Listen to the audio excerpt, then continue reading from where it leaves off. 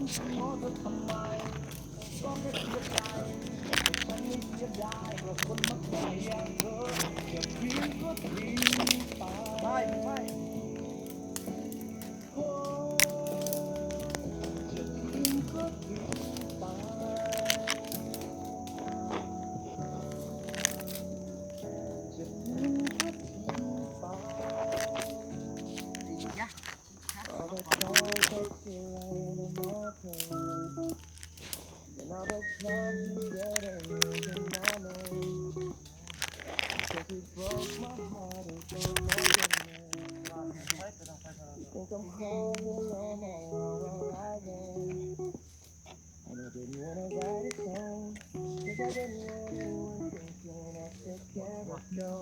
ูได้เลี้ยงกันอย่างวักเลยนะเข้าไป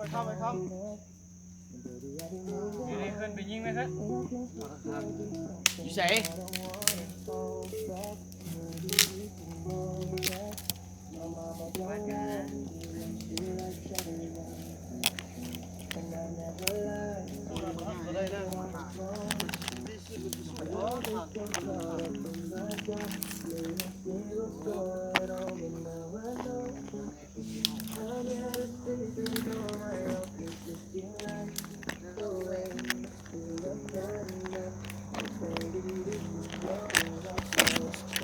โอ้โห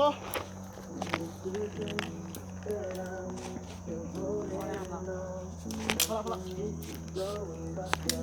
กัดยุงว่ะผ้าจีดีว่ะมันชิบเล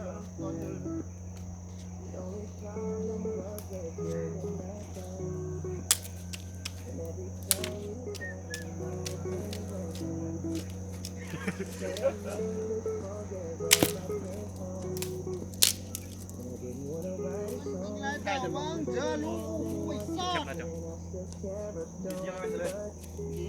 เยี่ยมไปเลยหมดยุงเลยทีเดียวดับเบิ้ลหมด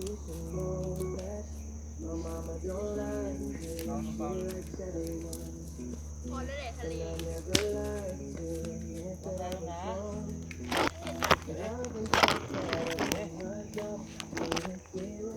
ทำอะไรครับลุงเกียร์ลง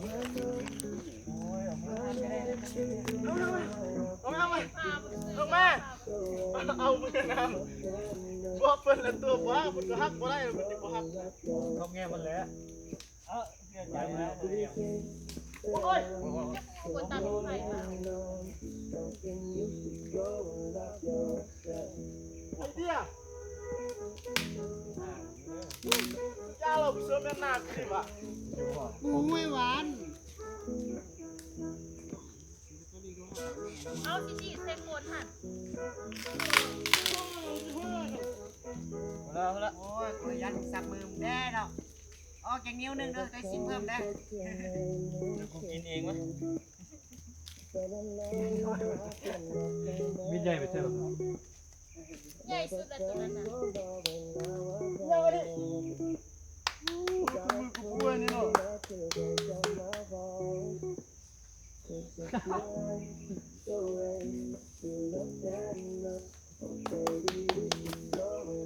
แล้วไอ้หัวขาดนั่นน่ะหัวเรายำไปเอาทะเลจะเก่งแต่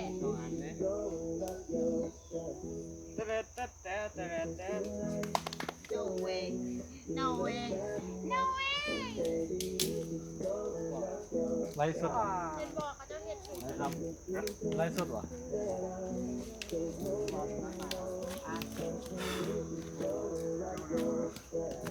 เดี๋ยวต้นไม้ให้มัน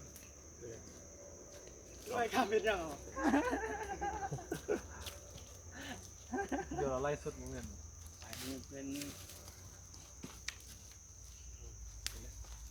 เดี๋ยวไล่สดก่อน